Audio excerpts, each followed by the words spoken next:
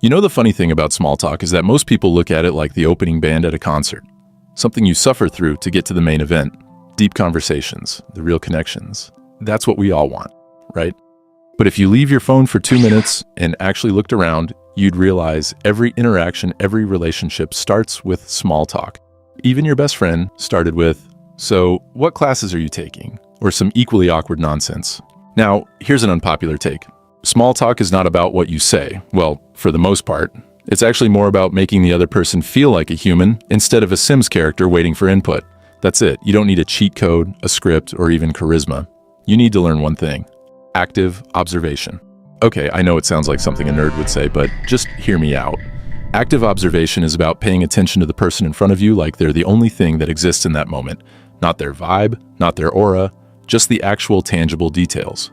Their shirt, their drink, the way they keep glancing at the clock like they'd rather be anywhere else. You notice these things, and then you comment on them in a way that invites, not demands, a response. That's it.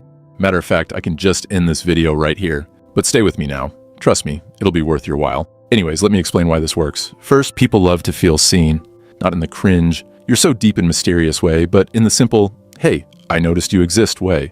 It's basic psychology. Humans are hardwired to crave acknowledgement. Second, it's disarming. When you make an observation, you're not putting pressure on them to perform. You're not hitting them with, "So what do you do?" Or, "Where do you see yourself in 5 years?" You're just tossing a ball in their direction and seeing if they want to throw it back. Here's an example. You're at a coffee shop, and the person next to you is holding a book. Most people would say, "What are you reading?" Because they think that's the polite thing to do. Wrong. That's pressure. You're asking them to explain, justify, or summarize, and no one wants to do that. Instead, you say, "That book looks like it's been through some things." Boom. You've just made an observation, and you've done it in a way that's neutral but interesting. Maybe they'll laugh and say, "Yeah, it's my third reread." Or maybe they'll say, "Oh, it's terrible. I just want to finish it out of spite." Either way, you've started a conversation without making them feel like they're being interviewed. Or let's say you're at a party, which, if you're an introvert, is probably your worst nightmare. Someone walks by holding a plate of food that looks questionable. Instead of ignoring them or hiding in the corner, you say, "Is that the chicken? It looks like it fought back." Again, you're not asking a question, you're making an observation, and you're doing it in a way that invites humor. Maybe they'll laugh and agree. Maybe they'll even defend the chicken. Either way, you've opened the door. The beauty of active observation is that it works everywhere. Work meetings, first dates, family gatherings, you name it. It's flexible, it's simple, and best of all, it takes the focus off you. You don't have to be charming or witty. You just have to notice stuff and point it out. Simple as that.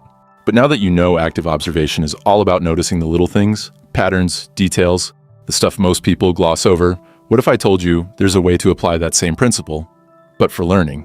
That's where today's sponsor comes in. Brilliant. Brilliant is kind of like active observation, but instead of helping you learn how to notice people and talk to them, it helps you notice patterns, solve actual problems, and pick up real skills. Whether it's math, programming, data analysis, or even AI, Brilliant breaks it all down into interactive lessons that actually make sense. For starters, Brilliant helps you build problem-solving skills through, well, solving problems. No boring lectures or rote memorization, just real knowledge you can apply immediately. Not only that, they also make it ridiculously easy to build a daily learning habit. You can log in for just a few minutes, tackle 1 or 2 lessons, and come away feeling like you've actually accomplished something. But let's say you're into math, Brilliant lets you start from the basics, or you can also challenge yourself with advanced topics. It's the kind of learning that's actually applicable and useful in your everyday life. Or maybe you want to learn coding, which I know a lot of you do, based on your recent comments. Well, their programming courses let you start building programs with Python, even from day one. Whether it's games, apps, or just impressing your friends with your newfound nerd cred, Brilliant's got your back. If you want to try Brilliant for free for a full 30 days, visit brilliant.org/someunfilteredguy, or by clicking the first link in the description, or you can scan the QR code right here. You'll also get 20% off an annual premium subscription. Once again, a big thanks to Brilliant for sponsoring this video. All right, let's now talk about what this actually looks like in practice. First, you have to train yourself to notice details. This means putting your phone down, taking your headphones out, and paying attention to your surroundings like you're the main character in a detective show. What are people wearing? What are they doing? Are they fidgeting, checking their watch, scrolling on their phone? These little things tell you a lot. Second, you need to practice turning those observations into comments. This is where most people get stuck because they overthink it. They worry about sounding weird or intrusive. But the reality still remains, no one cares as much as you think they do. So when you see someone in a bright yellow jacket, you can say, "That's a bold color choice. I respect it." Done. It doesn't need to be original, you just have to open the door. Finally, you have to get comfortable with silence. Not every observation will lead to a conversation, and that's perfectly fine. The point isn't to force anything. It's to give people the opportunity to engage if they want to. If they don't, you move on. No harm, no foul. The more you do this, the easier it gets. You start to realize that small talk doesn't mean impressing people or proving you're interesting. It's about standing on your feet, paying attention, and making people feel seen. That's it. It's not that deep, but it works. And honestly, once you get good at it, it's kind of fun. Now you might be thinking, this sounds way too simple to actually work. But think about it. When was the last time someone genuinely noticed something about you and mentioned it in a non-weird way? Probably not recently. The fact is, people are too caught up in their own heads to notice anyone else, so when you do it, it's like a glitch in the matrix. People pay attention because they're not used to it. Let me give you another example.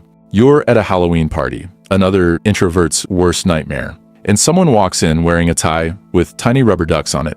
Most people would either ignore it or make a generic comment like, "Nice tie, not you." You're going to be different. You're going to say, "Okay, I need to know the story behind the ducks." Now you've made it personal. You've turned their accessory into a conversation starter, and you've done it in a way that makes them feel interesting. This works with literally anything. Let's say you notice someone's shoes. Just say something like, "Those look way too clean to be comfortable." Or, "What about their coffee order?" You can say, "That's a lot of whipped cream for someone who doesn't look like they're celebrating." Or even someone's dog, you can just say something along the lines of, "I feel like your dog judges people, and I respect that." See? You're not trying to be funny or clever. You're just noticing things and turning them into somewhat interesting comments. Oh, and one more thing, you have to mean it. People can smell fake interest from a mile away. If you're only doing this because you think it's what you're supposed to do, it won't work. You have to genuinely care about the person, or just something about that person in front of you, even if it's just for 5 minutes. And that's where a lot of introverts or just people in general get tripped up. We think we're bad at small talk because we don't like shallow conversations. But small talk isn't shallow if you're actually paying attention. It's just the first layer. The more you practice active observation, the more you'll realize that people are fascinating, even when they're talking about boring stuff. So whenever you're in a situation where small talk is inevitable, and let's be real, that's almost every social situation, try active observation. Notice something, comment on it, and let the conversation unfold naturally. There's no need to be the popular kid. You just have to be present. Once you've nailed this, something interesting happens. Small talk stops feeling like a chore. It becomes a game, a fun game. You start to enjoy noticing things and seeing how people react. You stop worrying about what to say because you realize it doesn't matter. What matters is showing up, paying attention, and making people feel seen. That's the whole point. So the next time you're in line at a coffee shop, notice the person in front of you. What are they wearing? What are they holding? How are they standing? Pick one thing, make a comment, and see what happens. Worst case, they don't respond, they get creeped out, and you move on with your life. Best case, you've just made a connection.